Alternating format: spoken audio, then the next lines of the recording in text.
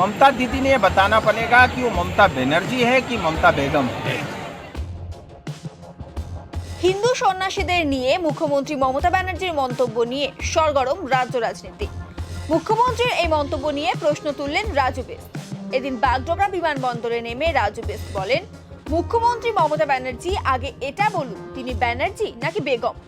প্রসঙ্গত হুগলি এবং আরামবাগের জনসভা থেকে হিন্দু সন্ন্যাসীদের নিয়ে মন্তব্য করেছিলেন মুখ্যমন্ত্রী। কার্তিক মহারাজকে তিনি সাধু বলে মনে করেন না বলে জানান।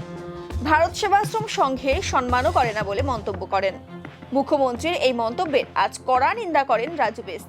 রাজু বেস্ট বলেন, মুখ্যমন্ত্রী হেরে যাওয়ার ভয়ে এসব বলছেন।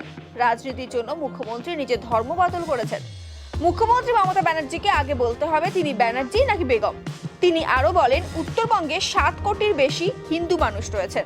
সনাতনীদের ওপর অত্যাচার বন্ধ করা উচিত, তা না হলে ফল ভালো হবে না বলে জানান তিনি।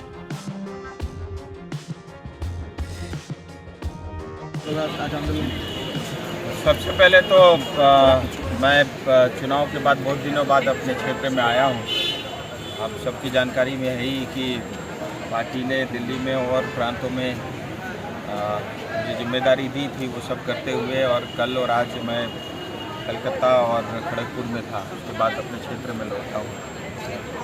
2-3 घटनाएं इस बीच में घटी है। एक तो मुझे बड़ा खेद है कि फांसी देवा के अंदर में जो रोड एक्सीडेंट हुआ उसमें 23 लोगों हमारे बीच 23 लोग मतलब टोटल जो है 3 लोग नहीं रहे और 28 लोग का अस्पताल में इलाज लगातार चलता रहा। और अभी भी डॉक्टर से मेरी बात हुई, उसमें से जो है 12 लोग डिस्चार्ज हो गए हैं, कुछ लोग घर और डिस्चार्ज वो लोग कर रहे हैं।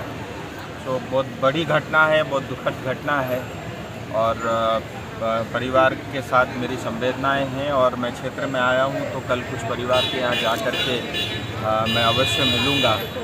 और उसके साथ ही 6 दिन पहले जो नॉर्थ बंगाल यूनिवर्सिटी में जो घटना घटी, एक रिसर्च स्कॉलर बहुत जो अप्रिय घटना जिसको मैं कह सकता हूँ, बहुत संदिग्ध अवस्था में जो इस तरह से मृत्यु हुई। और सीधा सीधा आरोप है कि वहीं के NBU से जुड़े हुए प्रोफेसर और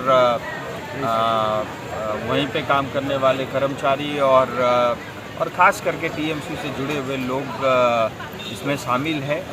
तो मैं इसमें कोई राजनीतिकरण नहीं चाहता। मैं चाहता हूँ कमिश्नर यहीं पे हैं, पुलिस वाले हैं, प्रशासन है, इसकी जांच होनी चाहिए जिससे दोबारा इस तरह की घटना नहीं हो। परिवार ने एक बेटी को खोया है और सिलीगुड़ी शहर के बीचों बीच इस तरह की घटना घटती है। फिर सिलीगुड़ी के जो बासिंदा हैं उनके मन में एक हमारे लिए बहुत शर्म की बात है। और तत्काल इस पर जांच हो और पुलिस प्रशासन की जिम्मेदारी बनती है। और आपको नौकरी मिली इसीलिए है कि जनता सुरक्षित रहे आपके रहते हुए। कहीं ना कहीं पश्चिम बंगाल में वो नहीं हो रहा है, ये आपकी जवाबदेही है, ये आपकी जिम्मेदारी। आप जिम्मेदारी से नहीं भाग सकते, नहीं तो आपको भी जवाबदेही इसके लिए बनना पड़ेगा। और विशेष करके जो जिस तरह की घटनाएं पिछले 5-7 दिनों के अंदर में साधु संतों के ऊपर में जो आक्रमण हो रहा है, आश्रम मठ मंदिर के ऊपर जो आक्रमण हो रहे हैं, और रामकृष्ण मिशन के ऊपर में, भारत सेवा आश्रम के ऊपर में, इस्कॉन टेम्पल के ऊपर में जो साधु संत जो हमारी आस्था को बचा के रखते हैं, भारत की आत्मा को जो बचा करके रखते हैं, भारत की संस्कृति परंपरा, हमारी धर्म को और हमारी व्यवहार को बचा करके रखते हैं, उनके ऊपर सीधा सीधा इस तरह का राजनीतिक आरोप मुझे लगता है किसी भी मुल्क के लिए अच्छा नहीं है, किसी भी प्रांत के लिए अच्छा नहीं है। और बेहतर ये होता कि TMC धर्म में या मठ में, मंदिर में और आश्रम में साथ जो है राजनीतिकरण नहीं करना चाहिए था। ये उन्होंने किया है, स्वयं मुख्यमंत्री ने किया है, बहुत दुखद है। याद रखना, आज भी 7 करोड़ से ज़्यादा हिंदू पश्चिम बंगाल में रहते हैं और हिंदू कमज़ोर नहीं है। हमारे अंदर सहनशीलता बहुत है, ये उसी का रूप आप देख रहे हो। लेकिन जिस दिन हमारा मन बन जाएगा फिर TMC के लिए वो ठीक नहीं होगा। और ऐसा कहते हैं, विनाश काले विपरीत बुद्धि। और बुद्धि खराब हो चुकी है। और ये सीधा सीधा दर्शाता है कि टीएमसी बुरी तरह इस चुनाव में हार रही है। इसलिए साधु संतों के ऊपर में आक्रमण हो रहा है, उनकी ज़मीनों के ऊपर अतिक्रमण हो रहा है और ये तालिबानी शासन कहीं से भी हम बर्दाश्त नहीं करेंगे। और ममता दीदी ने ये बताना पड़ेगा कि वो ममता बनर्जी है कि ममता बेगम है। मुझे लगता है उन्होंने अपना धर्म बदला है और अपना चरित्र बदला है। और आज टीएमसी के भी लाखों जो तो अभी देखा कुछ दिन पहले सिलीगुड़ी के अंदर में टीएमसी के जो है जिला अध्यक्ष से लेकर के सब रामनवमी के कार्यक्रम में थे, बड़े उत्साह के साथ थे। तो क्या सिर्फ वो धोखा था वोट मांगने के लिए?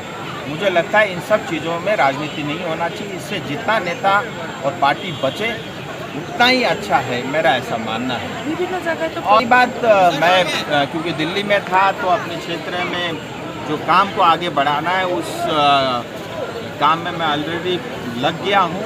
मुझे ये बताते हुए खुशी है कि जो बालासन से आर्मी कैंट तक रोड बनना है उसके अंदर में दार्जिलिंग मोड़ से जो है चंपासरी पार होने तक एक्स्ट्रा कुछ काम की स्वीकृति मिली है और जिसमें उस आसपास में रहने वाले लोगों से लेकर के जो है तमाम तरह की जो है दिक्कतें से जो उनको सामना करना पड़ रहा था उससे कुछ हद तक राहत मिलेगी।